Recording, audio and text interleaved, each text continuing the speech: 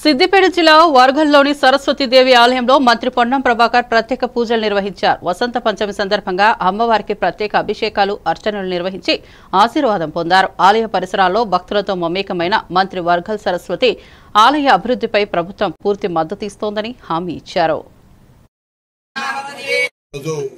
వసంత పంచమి పర్వదినాన శ్రీ వర్గల్ సరస్వతి అమ్మవారి ఆలయంలో కూడా దర్శనం చేసుకొని అమ్మవారిని ప్రార్థించడం జరిగింది. తెలంగాణలో ప్రతి ఒక్క బిడ్డ ఉన్నత విద్యావంతుడై తెలంగాణ అభివృద్ధిలోతో పాటుగా దేశంలో కూడా మన తెలంగాణ బిడ్డ అన్ని రంగాల్లో ముందుండే విధంగా సరస్వతి కటాక్షం ఆశీర్వచనం ఇవ్వమని అమ్మవారిని ప్రార్థించినారు.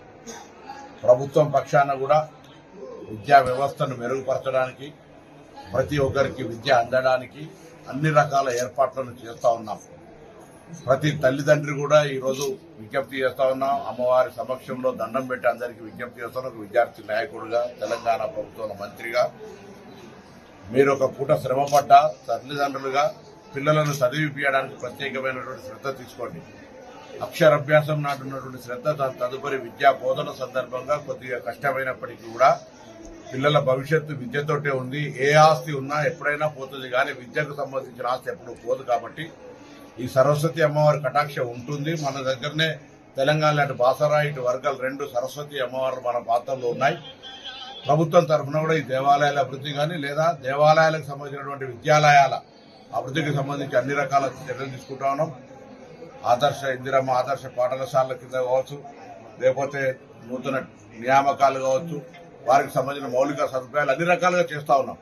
ప్రజలు దీన్ని అర్థం చేసుకుని వినియోగించుకొని ప్రతి ఒక్కరు కూడా తెలంగాణలో చదువుకోలేదు, చదువు రాదు, చదవలేక ఆర్థికంగా ఇబ్బంది పడుతున్న వాళ్ళందరి కొరకు కూడా గురుకులాలు పెట్టి ఎక్కడైనా ఎవరైనా చదువుపించలేక ఇబ్బంది పడకండి.